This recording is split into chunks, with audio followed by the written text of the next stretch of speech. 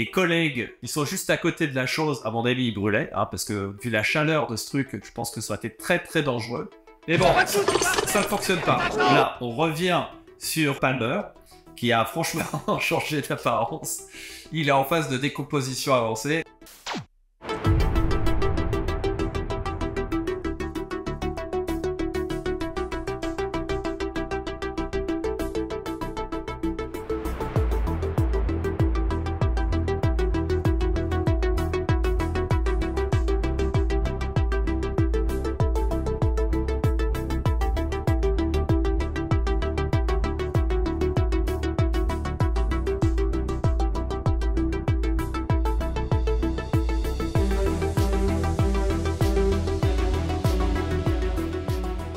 Amis réalisateurs et cinéphiles, bonjour, vous êtes sur Que de Point de Vue.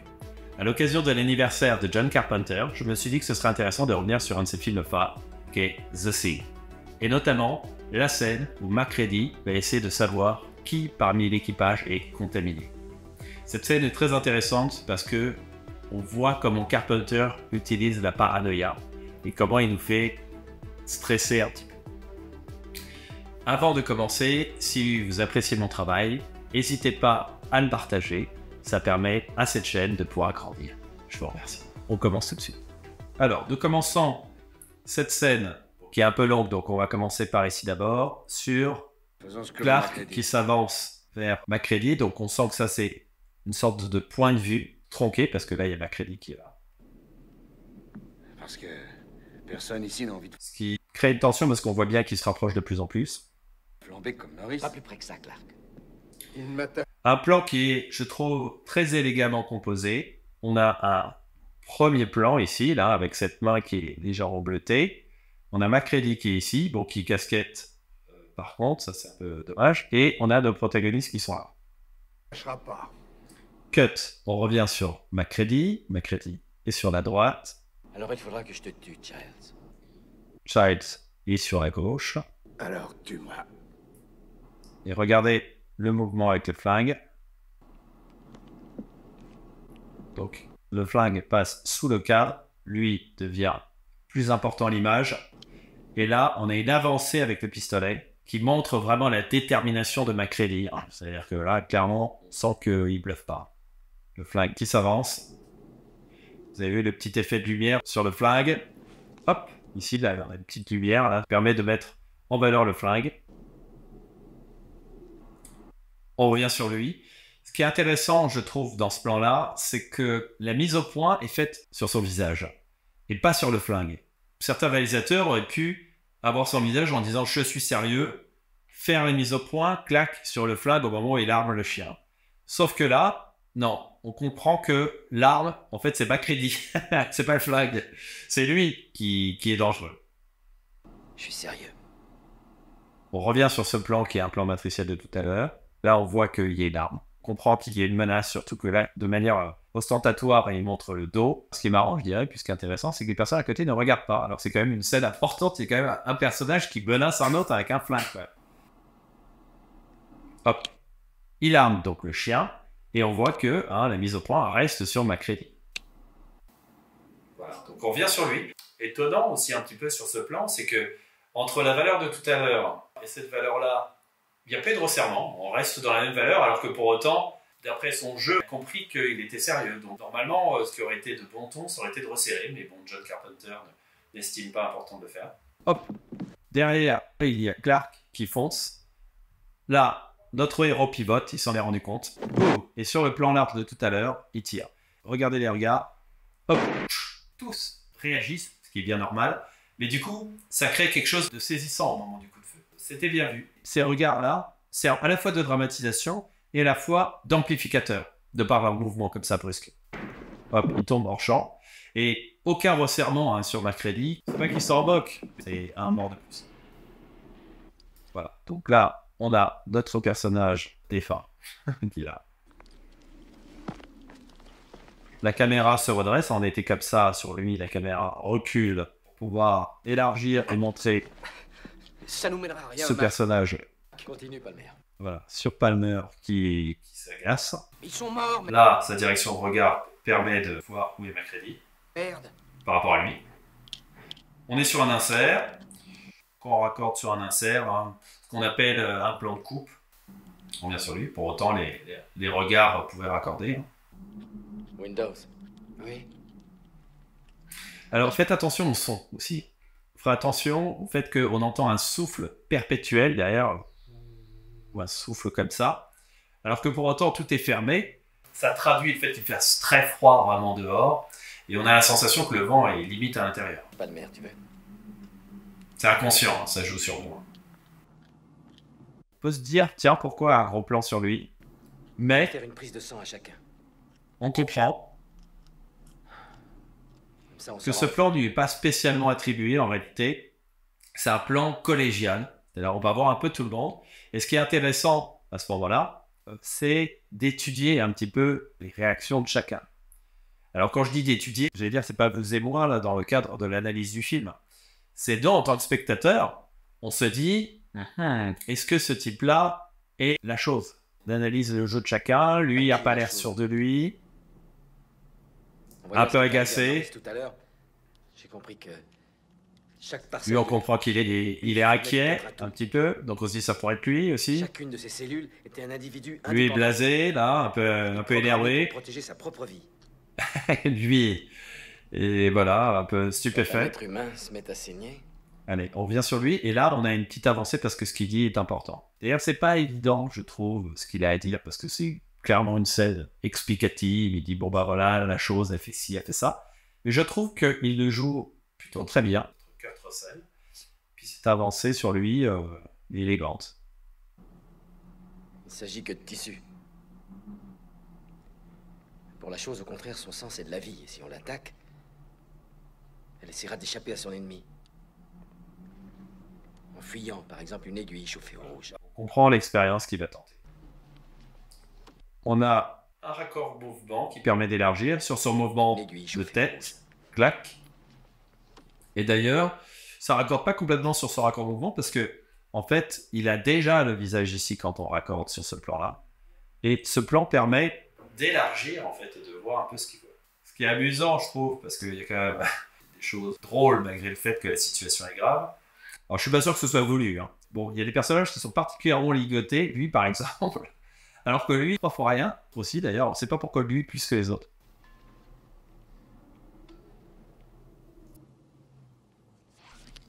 Hop, cut réaction, sur la coupure. Là, on a un cut qui est une réaction de la réaction.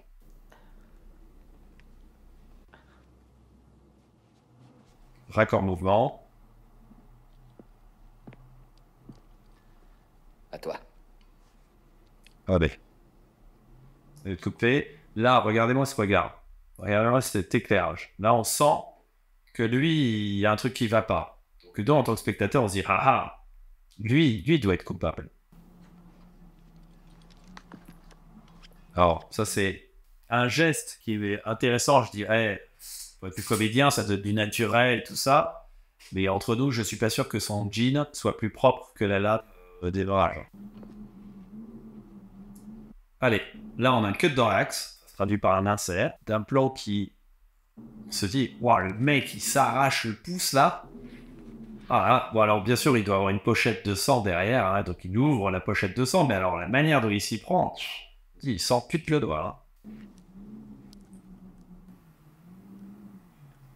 Il presse bien, donc là, c'est un cut réaction. Parfait. Très bien, va là-bas. Va. Allez, il se décale, vous avez vu le regard là, on se dit, lui, il y a quelque chose à se reprocher. Il se décale sur deux plans. Sur le plan de tout à l'heure, il s'est décalé par là, il se redécale par là.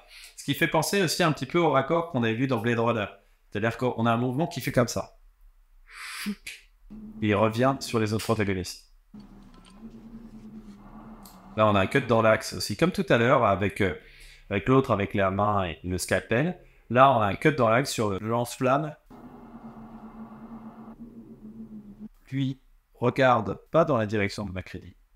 C'est-à-dire que Macready, quand on avait sa main avec son chauffe-eau, on a l'impression qu'il regardait plutôt par là. Donc lui, il regarde dans la même direction que Macready, mais du coup, le regard ne se croise pas. Mais comment le plan servait de plan de coupe, Carpenter pourrait raccorder dans l'autre sens que ça passerait crème.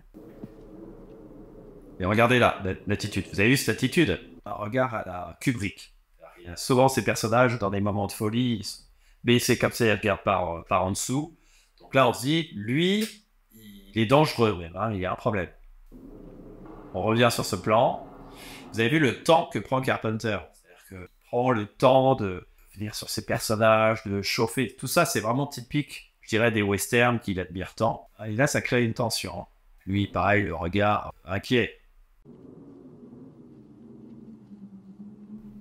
Lui aussi, lui aussi. On revient sur Macready, on revient sur lui. On revient sur notre insert. On revient de nouveau sur Macready. Allez, ça y est, on y va. Ça va être le moment de vérité pour lui.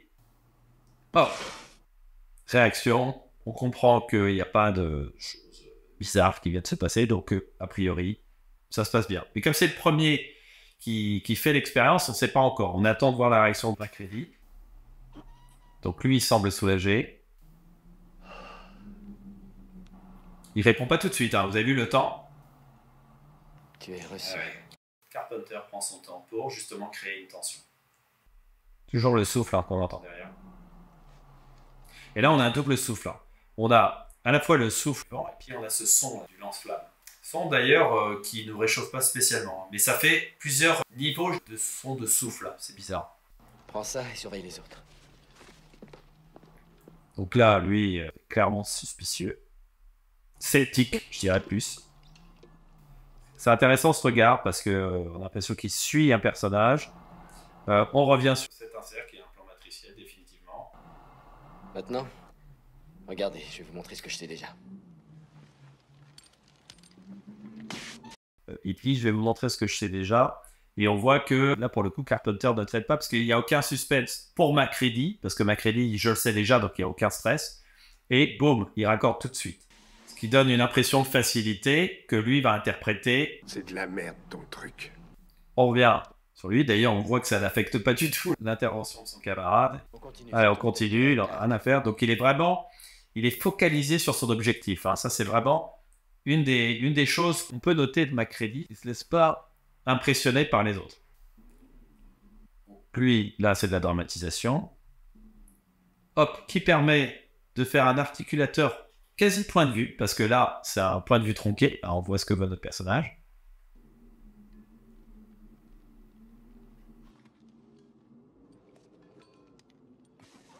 Il joue pas sur le suspect sur lui. Voilà. On voit sa réaction qui a une forme de soulagement.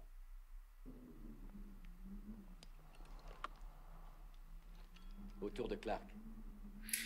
Est-ce que vous avez vu le petit regard qu'il jette par rapport au personnage qui lui est hostile tout à l'heure, qui disait que son test était pourri?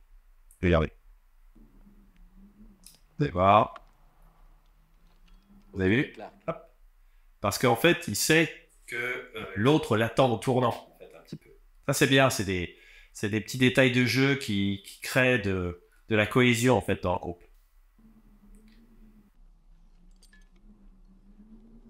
Dramatisation, et donc il sert d'articulateur entre ça et Macready.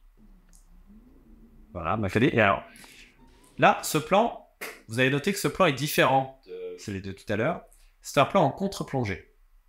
C'est-à-dire que là, ce plan, je pense, est truqué. Il doit y avoir quelque chose, là, par ici...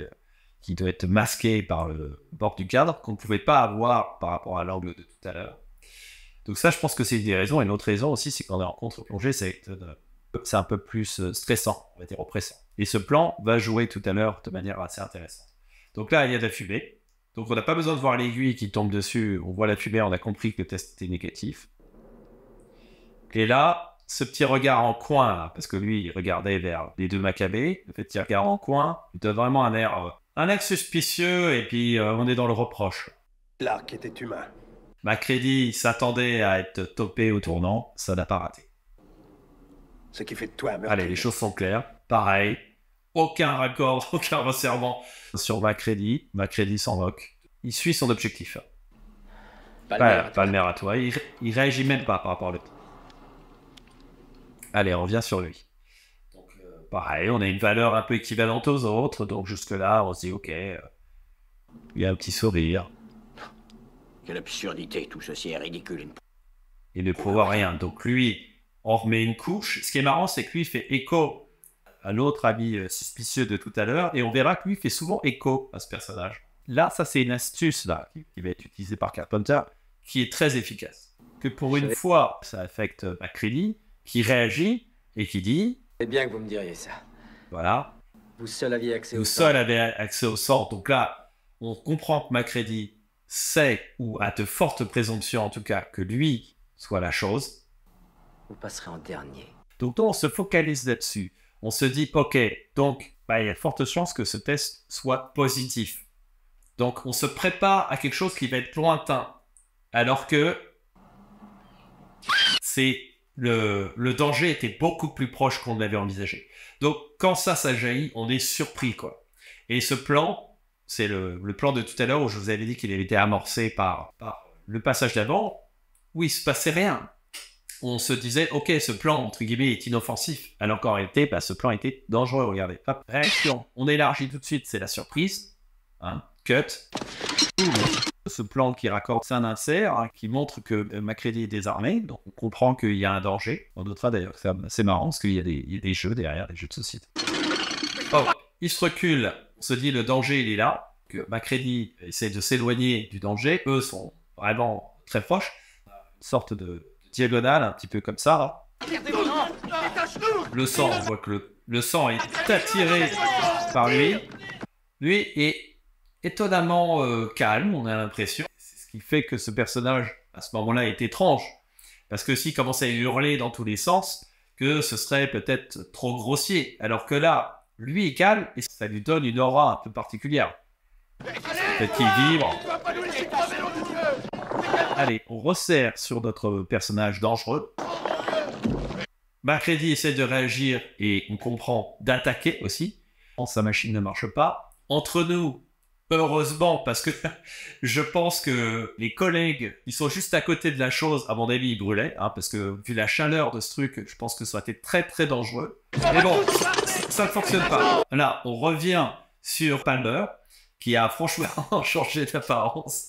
Il est en phase de décomposition avancée, donc là, on comprend que bon, le cut était nécessaire pour que les FX puissent se mettre en marche, parce que je pense que la transition entre le visage réel et cette espèce de masque bizarre aurait été vraiment très très compliquée à l'époque.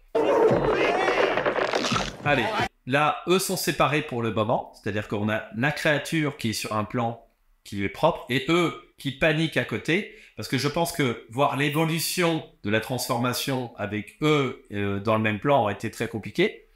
Mais là, d'une certaine manière, le fait qu'on les voit pas dans le même plan est presque rassurant. Ils sont pas en danger, alors que pourtant ils sont juste à côté. Lui qui fonctionne toujours pas, lui qui continue de se décomposer.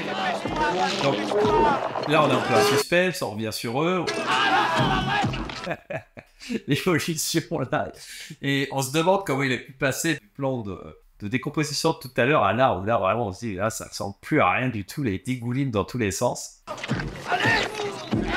Mais le fait qu'il dégoulinait, hein, le fait qu'il y ait ce ruissellement rouge a donné de la vie, hein, c'était...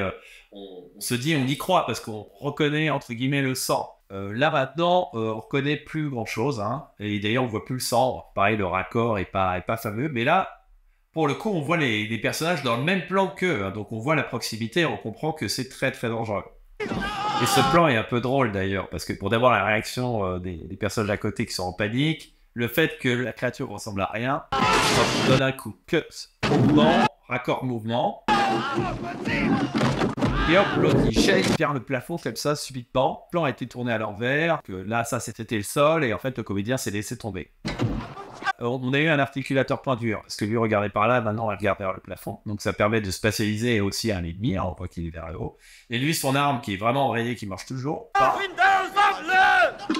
Windows avance. Donc là, la caméra permet de faire un point de vue tronqué. Hein, donc on voit ce qu'il voit. Le plan est assez impressionnant parce qu'on se dit, dans le même plan, on voit ce personnage qu'on pensait être filmé sur le plafond. En fait, que c'était un plan inversé. Alors que là, on les voit dans le même plan. On se dit, mais comment ils ont fait? Bon, en réalité, certainement, ce personnage était fixé, là, pour le coup, au plafond et non plus au sol. Oh, on voit, il descend. Et surtout, ce plan-là, parce qu'il tourne vraiment très proche et on voit sa réaction. Et on voit le redressement qui est typique d'un personnage massif et dangereux, là, qui monte comme ça. On comprend que c'est mal barré pour Windows. Là, on voit la créature qui ressemble à rien du tout. On aurait été chez Hitchcock, que la lampe aurait été plus là et certainement aurait été survoltée de façon à créer un intensificateur. Ça fonctionne quand même. Hein. Hop, une première attaque. Donc ce plan a dû certainement être filmé en marche arrière. Et donc là, on a un accord mouvement. On a un cut, coup, mais qui est traduit sur les jambes. Voilà, soulèvement. Donc là, on a d'ailleurs un raccord mouvement qui est décalé, hein, parce que le corps est soulevé et les pieds sont soulevés après. Regardez, hop, regardez, hop, il soulève le corps et vous avez vu, les pieds décollent du sol. Vraiment, il y a un temps, je pense qu'au niveau montage, ils auraient dû resserrer, parce que ça fait bizarre. On a l'impression comme s'il avait le corps élastique. Donc là, ce plan est assez grotesque, moi je trouve, avec... il est presque comique avec le personnage à côté là, qui se fait complètement déglinguer et eux au premier plan qui ne peuvent rien faire. Regardez, bon là c'est clairement un mannequin quoi, tellement il se fait démonter. On a un montage cut hein, pour montrer que voilà, c'est la panique. Et là sur MacReady derrière avec son lance-flamme, vraiment pas au point. Hop. Là c'est un amplificateur de la violence. Hein, donc bam, il y a des choses qui se cassent. Il y a des flashs de lumière, voilà, il y a des éléments qui tombent. Hop, pour signifier la violence de cette lutte, même si la lutte, elle a sens unique. Hein. Là, on a eu une sorte d'intensificateur avec les personnages qui passaient au premier plan. Hop, de nouveau la lutte. Hop, et enfin, donc il est complètement désarticulé, il tombe. Donc là, on a un raccord avec le comédien pour laisser sous-entendre que c'était bien lui qui a été envoyé, alors que ce qui a été envoyé, c'était très certainement un mannequin. Allez, on revient sur eux, qui sont dans l'ombre, ce qui va permettre de mettre en valeur un jet de flamme qui éclaire l'ensemble de la scène. Certainement un vrai lance-flamme. En tout cas, c'est certainement pas les comédiens. Allez, donc on a eu un plan large qui permettait de spatialiser un peu notre jet de flamme, et on a un resserrement sur le retrait de la flamme. Sur le mouvement du cascadeur qui tourne enflammé, on a ce raccord-là. Il en met une dose. Et lui, sur cette créature qui brûle, hein, pour montrer que c'est bien la créature qui brûle. Et voilà, qu'elle est limite encore en vie parce qu'elle bouge encore. Hein, donc, on a MacReady qui remet un coup de lance-flamme. On note aussi que voilà, la créature arrive masquée, je dirais, derrière MacReady, donc ça crée un suspense, on ne sait pas si la créature est encore vivante, voilà. Hop, on a une sorte de jet de flamme qui passe devant, là on a un raccord mouvement. Et là on a le cascadeur hein, qui est complètement dans les flammes. On voit qu'il a plus de volume, hein, parce que le cascadeur devait certainement avoir une tenue de protection en Kevlar. Il arrive, voilà, là on voit que la tête, tout à l'heure, était censée brûler, là on voit qu'elle ne brûle plus, hein, donc c'est uniquement le corps, mais à ce stade-là, on fait plus attention, on fait attention à la zone de feu, parce qu'on est pris quand même dans l'histoire. On vient, regardez, faites attention à, regardez l'épaisseur de la porte, quoi. On se dit vraiment, si le bâtiment il est aussi peu épais, franchement, il doit vraiment faire très froid à l'intérieur. Il tombe, on vient sur MacReady, il jette, donc on élargit pour sortir lancer de grenade et surtout voir l'explosion. C'est expéditif, c'est éparpillé. D'habitude, les explosions se filment au ralenti, valoriser, pleurs, tout ça. Là, non. On a envie de montrer que il est mort vite, expulsé, de manière brutale. Allez, on laisse vivre le plan un petit peu. On se dit, la tension redescend. Lui aussi, on reste un peu sur lui qui on comprend qu'il respire, on se dit ça y est, il n'est plus. Mais une autre menace est là, dans l'ombre. Ce qui est inquiétant, hein, évidemment, parce qu'on ne voit pas à quoi ressemble cette nouvelle créature. On la voit bouger pour autant, donc on se dit elle est bien là. Il revient, eux sont toujours attachés en plus, hein, donc ils sont en danger. Il s'approche. Mais brûle-le! Du ciel, brûle-le! Brûle-toi, MacReady! Brûle-le! Là, une nouvelle astuce du réalisateur, c'est le fait que ce soit un automate avec des jambes articulées, qui permet de se dire, ok, la créature est toujours vivante, les jambes bougent.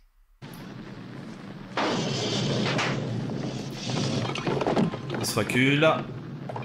On revient sur la créature et les jambes qui ne bougent plus. On comprend que la créature est morte. Cut, ellipse.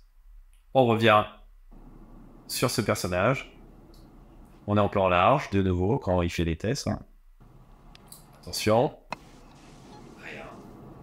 Donc là, lui est là. Ce qui est marrant, c'est le cut d'après.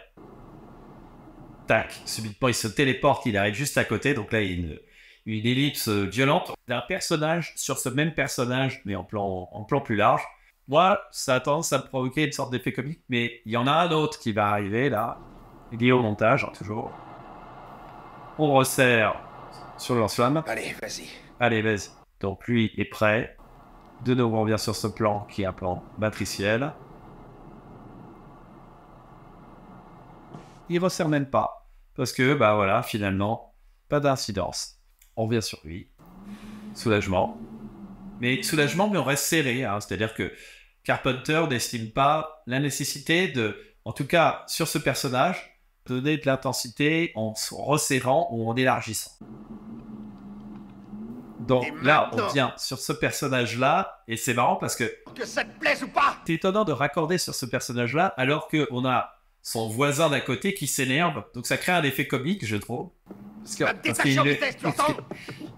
J'en ai marre de faire le con ici. Il le bouge, et là, on raccorde sur ce plan qui lui permet de voir sa réaction en colère.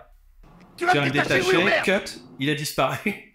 Donc là, c'est une ellipse qui est un peu étonnante. On se dit, mais où est le personnage? Et là, cut, et on a ces personnages. On a le trio de l'enfer là, qui est là. Et avec lui qui le regarde là, comme ça d'un air suspicieux, alors que tout à l'heure, il disait, ouais, le test, il est bidon. Mais là, subitement, il prend ça super à cœur. Et puis ces ombres là derrière, on dirait un tribunal. Et je trouve ça, ce plan, assez drôle. Allez. Macready avait annoncé que ce personnage serait testé en dernier parce qu'il avait accès au sang et donc que ce personnage serait certainement la chose. On va vérifier. Là, on resserre. Plus d'importance. Non. Il revient sur lui en plan moins serré que tout à l'heure. Et regardez sa réaction. Donc on revient sur eux qui disent bon bah voilà, ça y est, c'est fini. Et là pareil, comme tout à l'heure, on a la réaction d'énervement qui arrive, pas sur le plan du comédien qui s'énerve, en fait sur un autre plan. Vous venez de vivre de durs moments, messieurs. Mais si ça n'est pas trop vous demander... Voilà, on revient sur lui pour écouter ce qu'il a à dire. Je préférerais ne pas être obligé de passer l'hiver le cul rivé à cette saloperie de fauteuil. Voilà. Et c'est marrant parce que ça fait écho à son voisin de tout à l'heure qui s'énervait hors champ. Et quand on revenait sur lui, donc il disait oui, j'ai envie, libérez-moi, j'en ai marre. Et lui, il fait exactement la même chose. C'est assez marrant cette espèce d'écho de personnage. Et là, voilà, fondu au noir. Voilà les amis, c'est terminé pour cette scène. J'espère que ça vous aura intéressé. Si c'est le cas, mettez-moi un like. Si vous voulez que j'analyse d'autres films, dites-le moi dans les commentaires. Dans 2 semaines, j'analyserai Le Parrain de Francis Ford Coppola. D'ici là, je vous dis à bientôt. Ciao.